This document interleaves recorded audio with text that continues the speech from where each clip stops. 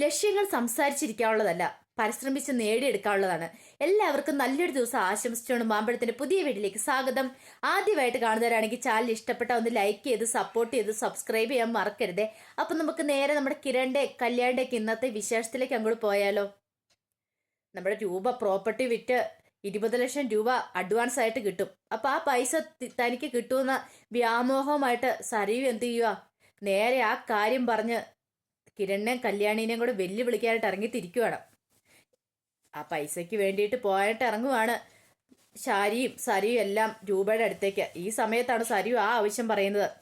എനിക്ക് അവരോട് പോയി 2 വാക്ക് പറഞ്ഞിട്ട് വരണമേ, അവർ ഈ സന്തോഷ വാർത്തയൊന്നും അറിയിക്കണ്ടേ, പൈസ കിട്ടുന്ന കാര്യം എന്താളും പോയി പറഞ്ഞിട്ട് വരട്ടെ എന്ന് പറഞ്ഞ് അങ്ങോട്ട് ചെല്ലുവാണ്.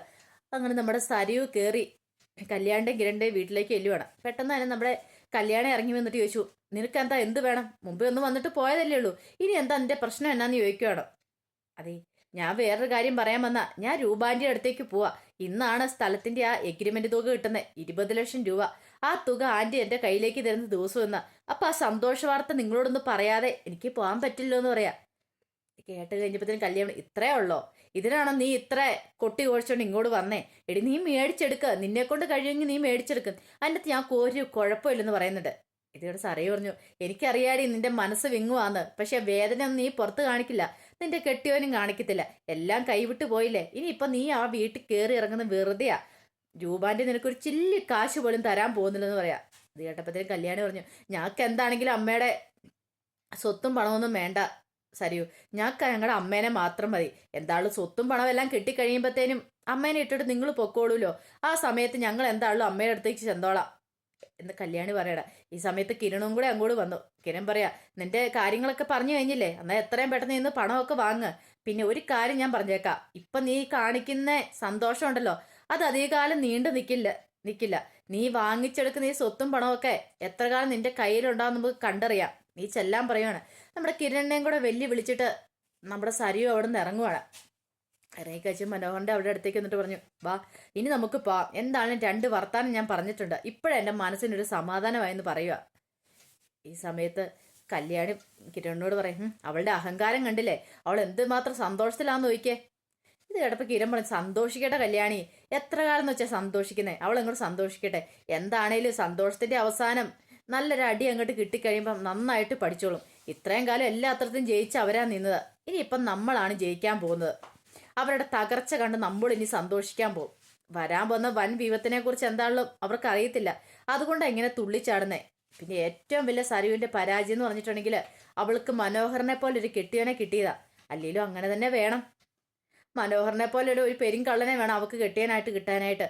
ഇല്ലെങ്കിൽ അവൾ അങ്ങോട്ട് അഹങ്കരിച്ച് നടക്കില്ലേ. അവളുടെ അഹങ്കാരത്തിനുള്ള ഏറ്റവും വലിയ അടി അവനെന്ന് നമ്മുടെ കിരൺ പറയാം. അപ്പൊ കല്യാണി പറയും, ശരിയാ കിരണേട്ടൻ, നമ്മൾ സത്യമായിട്ടുള്ള കാര്യമാണ്. എന്തായാലും അഹങ്കാരം ഇന്നത്തോടു കൂടി തീരും, ചെന്നിട്ട് വരട്ടെ എന്ന് പറയാ. ഇതിന് ശേഷം കാണിക്കുന്നു പറഞ്ഞിട്ടുണ്ടെങ്കിൽ സരിയും ശാരിയും രാഹുലും എല്ലാവരും കൂടെ രൂപയുടെ വീട്ടിലേക്ക് ചെല്ലുവാണ്. രൂപയുടെ വീട്ടിൽ ചെന്നപ്പോഴത്തെ രൂപ ഇവരെല്ലാം വിളിച്ചു കയറ്റി അകത്തിരിക്കുക. അപ്പോൾ സരിയു ചോദിച്ചു, ഇതന്നെ ആൻറ്റി ഇതുവരായിട്ട് അവർ വന്നില്ലേ? പറഞ്ഞു, വരും മോളെ, സമാധാനമായിട്ടിരിക്കുക, അവർ പറഞ്ഞ സമയം ആകുന്നല്ലേ ഉള്ളൂ. അതിനും രൂപയോട് ശാരി പറയണം, എന്നാൽ ഈ പൈസ കിട്ടിയിട്ട് വേണം അമേരിക്കയ്ക്ക് പോകാനായിട്ട്. മോളുടെ എന്നാ വലിയ ആഗ്രഹമാണെന്നറിയാവോ, രൂപേരം കൊണ്ടാവും. ഇനി ഇപ്പം ഇവിടെ കിടന്നിട്ട് ഒരു കാര്യമില്ല, അമേരിക്കയിൽ പോയി നമുക്ക് ഇനി ബാക്കിയുള്ള ജീവിതം നമുക്ക് അവിടെ ജീവിക്കാന്നേ. അവിടെ ജീവിക്കുകയാണെങ്കിൽ പിന്നെ ഇവറ്റകളെ ഒന്നും കാണണ്ടല്ലോ, ശത്രുക്കളുടെ മുന്നിൽ നമുക്ക് നടക്കണ്ട.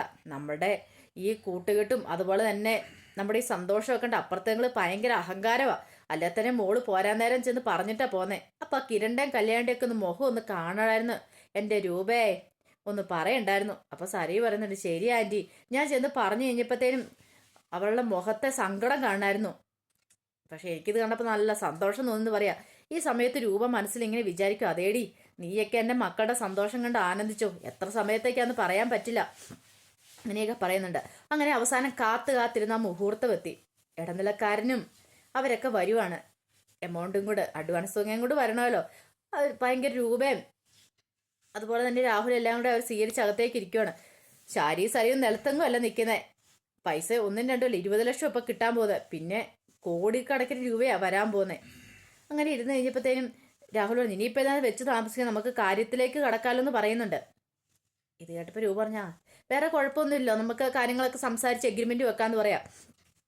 അങ്ങനെ ഇടനിലക്കാരൻ പറയാ ഇപ്പൊ എന്തായാലും 20 ലക്ഷം രൂപ തരും. അത് അക്കൗണ്ടിൽ തരാൻ പറ്റില്ല, ക്യാഷ് ആയിട്ടോ തരാൻ പറ്റുള്ളൂ. അതിനുശേഷം എഗ്രിമെന്റ് ഒക്കെ വെച്ചതിന് ശേഷം പ്രോപ്പർട്ടിക്ക് എഴുതിയതിന് ശേഷം നമുക്ക് ബാക്കി തുക കൈമാറാന്ന് പറയാം. സമ്മതം അല്ലേന്ന് ചോദിക്കുമ്പോൾ സമ്മതമാണെന്ന് പറയുന്നുണ്ട്. അതിനുശേഷം അങ്ങനെ എഗ്രിമെന്റ് ഒക്കെ വെക്കാനായിട്ട് തുടങ്ങുവാണ്. ഈ സമയത്താണ് നമ്മുടെ പോസ്റ്റ്മാൻ ഒരു കത്തുമായിട്ട് അങ്ങോട്ട് വരുന്നത്. പോസ്റ്റ്മാൻ കത്ത് കൊണ്ടുവന്നിട്ട് രൂപയുടെ കയ്യിലേക്കാണ് കൊടുക്കുന്നത്. രൂപയുടെ കയ്യിലേക്ക് കൊടുത്തു കഴിഞ്ഞപ്പോഴത്തേനും രൂപയ്ക്കൊന്നും മനസ്സിലായില്ല എന്താന്ന്. പറഞ്ഞു എന്താ ഒരു കാര്യം ഉറപ്പാ, ചന്ദ്രേട്ടൻ എന്തേലും പണി ഒപ്പിച്ച് കാണും, അതുകൊണ്ടായിരിക്കും ഇങ്ങനെ സംഭവിച്ചിരിക്കുന്നത്. എന്തായാലും ഇതിനായിട്ടുള്ള പണിയായിരിക്കും നമ്മുടെ രൂപയ്ക്ക് നന്നായിട്ട് മനസ്സിലായി. രൂപയോട് നേരത്തെ ചന്ദ്രസാൻ ഈ കാര്യങ്ങളൊക്കെ പറഞ്ഞായിരുന്നല്ലോ. അങ്ങനെ എഗ്രിമെന്റ് എഴുതാന്ന് പറഞ്ഞിരിക്കുമ്പോൾ തന്നെ രൂപ പറഞ്ഞു ഈ കത്തൊന്ന് പൊട്ടിച്ച് വായിക്കട്ടെ, എന്നിട്ട് എന്താ നോക്കിയിട്ട് എഴുതാന്ന് പറയണം. അപ്പൊ രാഹുൽ അതൊക്കെ പിന്നെ നമുക്ക് നോക്കാന്ന് ഏയ് വന്നല്ലേ രജിസ്റ്റേർഡ് കത്തും കൂടെ അല്ലേ നോക്കാന്നും പറഞ്ഞ് പൊട്ടിക്കുവാണ്. പൊട്ടിച്ച് വായിച്ചിട്ട് രൂപ നേരെ എന്ത് ചെയ്യുക, അത് രാഹുലിന്റെ ഇലേക്ക് കൊടുക്കുക. അപ്പൊ രാഹുൽ ചോദിച്ചു ഇത് എന്താന്ന് ചോദിക്കുവാണ്. അത് വേറൊന്നുമല്ല രാഹുലേട്ടാ, എനിക്ക് വന്നിരിക്കുന്ന ഒരു നോട്ടീസാണ്, വേറൊന്നുമല്ല ഈ പ്രോപ്പർട്ടി മേലെ സ്റ്റേ ഓർഡർ വന്നേക്കുവാന്ന് പറയാം. ഇത് കേട്ട് രാഹുൽ ഒന്ന് ഞെട്ടി. അതെങ്ങനെ സംഭവിക്കും? ഈ പ്രോപ്പർട്ടി വിൽക്കാൻ പാടില്ല എന്ന് പറയാം. ഇപ്പൊ ആരെ ഇതിന് മാത്രം കൊണ്ട് കേസ് കൊടുത്തേക്കെന്ന് പറയാണ്. പെട്ടെന്ന് തന്നെ ഇടനിലക്കാരിൽ വന്ന ഒരാൾ ആ ലെറ്റർ നമ്മൾ മേടിച്ച് വായിക്കുവാണ്. ഫുൾ വായിച്ചിട്ട് അദ്ദേഹം പറയണം അത് വേറെ ആരുമല്ല, മക്കൾ കൊടുത്തേക്കുന്ന സ്റ്റേ ഓർഡറാ, അമ്മയുടെ സ്വത്തിൽ മക്കൾക്ക് അവകാശമുണ്ടെന്ന്. ഈ പ്രോപ്പർട്ടി ഇപ്പൊ വിൽക്കാൻ പാടില്ലെന്ന് പറഞ്ഞുകൊണ്ട് സ്റ്റേ ഓർഡർ കൊടുത്തേക്കുന്നതെന്ന് പറയാം. ഇത് കേട്ടതും രാഹുലും ശാരിയും ഞെട്ടി. രാഹുലും അതെങ്ങനെ ശരിയാവും? അവർക്ക് മക്കൾക്കൊന്നും വേണ്ട, അല്ലെങ്കിൽ മക്കൾക്കൊന്നും കൊടുക്കുന്നില്ലെന്നല്ലേ രൂപ പറഞ്ഞേ. പിന്നെ എങ്ങനെ ഇങ്ങനെ ഒരു സ്റ്റേ ഓർഡർ എന്തിനാ അവര് വിട്ടേക്കണമെന്ന് ചോദിക്കുക. ഇതെന്തോ ചതിയുണ്ട്, ചതി നടന്നിരിക്കുവാന്ന് പറയാ.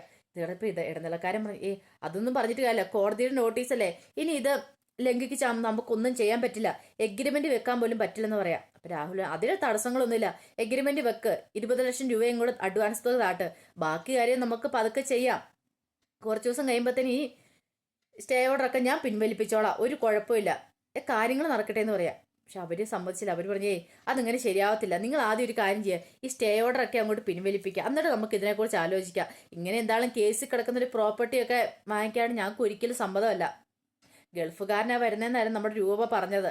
അപ്പൊ എന്തായാലും അവര് സമ്മതിക്കില്ല ഇതൊക്കെ അറിഞ്ഞു കഴിഞ്ഞിട്ടുണ്ടെങ്കിൽ. അതുകൊണ്ട് ഇതിനെക്കുറിച്ച് നമുക്ക് പിന്നെ ആലോചിക്കാം. അങ്ങനെ നമുക്ക് പെട്ടെന്ന് അങ്ങനെ എഗ്രിമെന്റ് ചെയ്യാൻ പറ്റില്ലോ എന്ന് പറഞ്ഞുകൊണ്ട് അവരങ്ങോട്ട് പോകുവാണ്. ഇതിനുശേഷം രൂപയ്ക്കും സരയുവിനും ഒക്കെ എന്ത് ചെയ്യണമെന്നായിപ്പോയി. രാഹുൽ പറയുന്നുണ്ട് ഇപ്പൊ കണ്ടോ അവരുടെ തനി സ്വരൂപം കണ്ടല്ലോ രൂപ നീയ. കാരണം ഇത്രയും കാര്യങ്ങളൊക്കെ അടുത്ത് കഴിഞ്ഞപ്പോഴത്തേനും പെട്ടെന്ന് തന്നെ അവരുടെ വിധം അറിയുന്നുണ്ടോ. അവര് നേരത്തെ എങ്ങനെയോ ഇത് കാര്യങ്ങളൊക്കെ അറിഞ്ഞിട്ടുണ്ട്, അല്ലെങ്കിൽ ഇങ്ങനെയൊന്നും വരാൻ ഒരു വഴിയില്ലെന്ന് പറയുന്നുണ്ട്. ഇത് കേട്ടപ്പോൾ രൂപ പറഞ്ഞു അവരെ അറിഞ്ഞു കാണുമായിരിക്കും, ഞാൻ പ്രോപ്പർട്ടി കൊടുക്കുന്ന കാര്യം എങ്ങനെയും അറിഞ്ഞു കാണും, അതായിരിക്കും. പോരാത്തിന് സരയു അവിടെ പോയി വെല്ലുവിളിക്കുകയും കൂടെ ചെയ്തല്ലോ. രാഹുൽ പറഞ്ഞു ഇവക്ക് ഇതിന്റെ വല്ല ആവശ്യം ഉണ്ടായിരുന്നോ, മര്യാദയ്ക്ക് അത് വെല്ലുവിളിക്കാൻ പോകേണ്ട ഒരു ആവശ്യമില്ലായിരുന്നു, ഒരു കുഴപ്പമില്ലാതെ കാര്യങ്ങളൊക്കെ നടന്നേനെ, അതിന്റെ ഇടയ്ക്ക് പോയി വിളിച്ച് ഉള്ള കാര്യങ്ങളും ഇല്ലാതാക്കി എന്ന് പറയാം.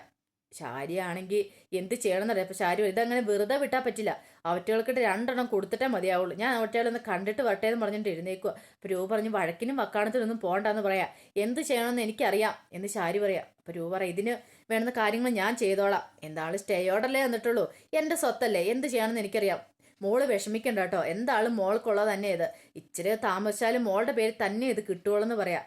ഇത് കേട്ട് കഴിഞ്ഞപ്പോഴത്തേനും നമ്മുടെ സരയുവിന് സന്തോഷമായി. സരയുവിന് വെറുതെ ഒന്ന് സന്തോഷിപ്പിച്ചെടുത്താനാണ് നമ്മുടെ രൂപ പറഞ്ഞത്, അല്ലെങ്കിൽ ഇവള് തന്റെ കള്ളത്തരങ്ങളൊക്കെ പൊളിച്ചടിക്കാലോ.